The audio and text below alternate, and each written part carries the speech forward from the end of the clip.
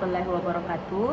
Perkenalkan, kami dari kelompok 1 dari mata kuliah Pengelolaan Sumber Daya Perikanan yang akan mempresentasikan hasil diskusi kami. Perkenalkan, saya Nur Afina dengan NIM L02123108 dan teman saya. Perkenalkan, nama saya Sophia Nukra dengan NIM L021-31072.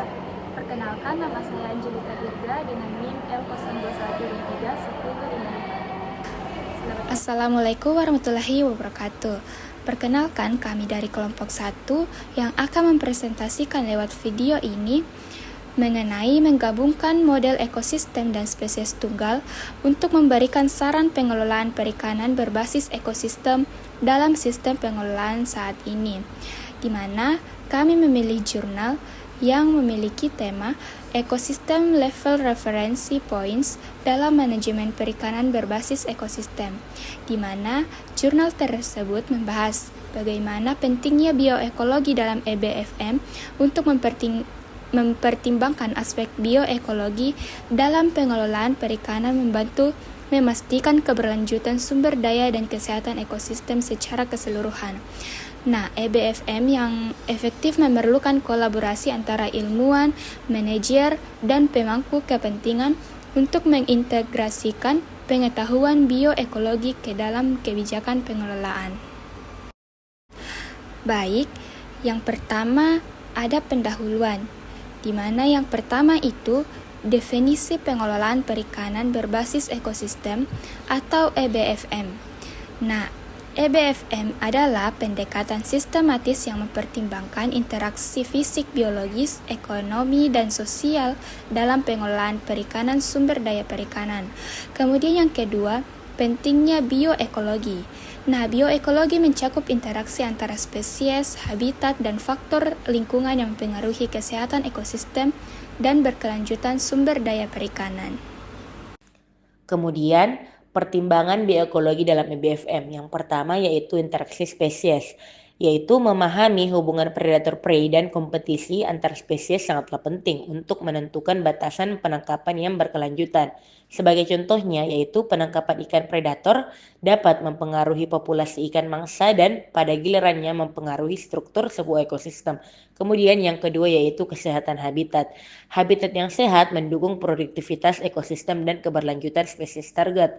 Pengelolaan habitat seperti perlindungan area pemijahan dan penghindaran kerusakan habitat menjadi bagian integral dari EBFM. Kemudian yang ketiga yaitu variabilitas sebuah lingkungan, di mana perubahan iklim dan faktor lingkungan lainnya dapat mempengaruhi distribusi dan produktivitas spesies, yaitu EBFM harus mempertimbangkan variabilitas ini untuk mengantisipasi perubahan dalam dinamika populasi. Kemudian model pengelolaan berbasis ekosistem. Yang pertama yaitu penggunaan model bioekologi.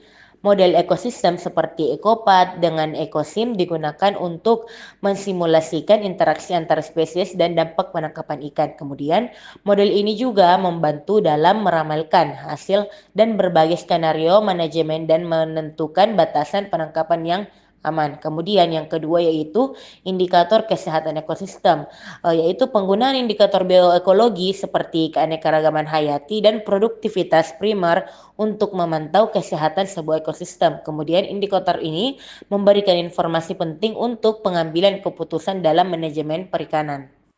Baik, saya akan melanjutkan bagian D, contoh implementasi EBFM. Yang pertama, kasus nyata. Implementasi EBFM di kawasan tertentu seperti Bering Sea, di mana pengelolaan dilakukan dengan mempertimbangkan interaksi antar spesies dan kesehatan habitat.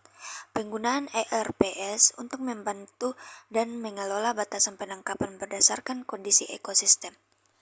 Adapun kesimpulan dari jurnal ini membahas pentingnya menggunakan Ecosystem Level Reference Point atau ELRPS dalam manajemen perikanan berbasis ekosistem.